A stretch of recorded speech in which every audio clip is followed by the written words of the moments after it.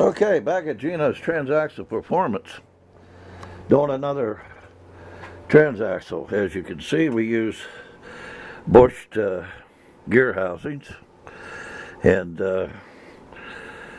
we're doing a gear stack here for a thing. So that I bought from some people down in Maryland. They have a bunch of them, and I'm going to probably get down and get another one that they have. Anyhow, and this has been washed, cleaned up. And then I have another box down here to do for a guy which I'm switching from swing axle, or I mean from IRS to swing axle. So that will be done. And, over here's my old motor. Got to get it tore down too. And then I have another one over here that I'm working on. Boy, that thing's greasy, isn't it? Woo!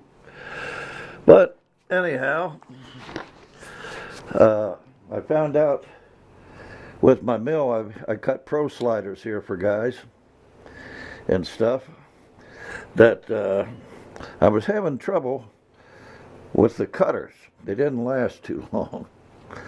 And I'm new at doing all this. And I found out I wasn't using the right speed.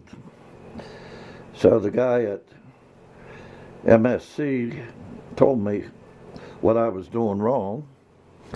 And I changed that, and boy, what a difference. Works, and I'm going to rig up an oil drip on this because you got to have it to cool the hardened steel when you're cutting. And it will help save the knives a lot better too. And I have the cutting oil, and I'm going to rig up a drip and reclaimer so I can do all this here. This machine isn't good enough to do heads or cases, but I might be getting a Bridgeport in. I don't know yet.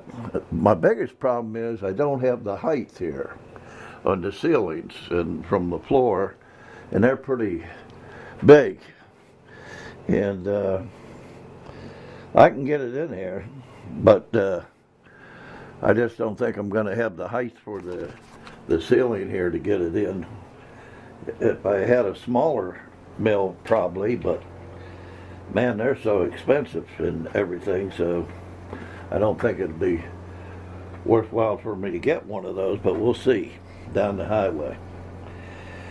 But anyhow, another transaxle. That's what we do here at Geno's Transaxle.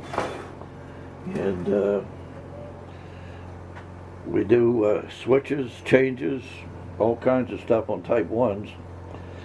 And this guy wanted her switched over to swing axle from IRS, and that's not a problem at all. As you see, I got plenty of shims for both, a lot of gears, and it takes a lot of parts and gears.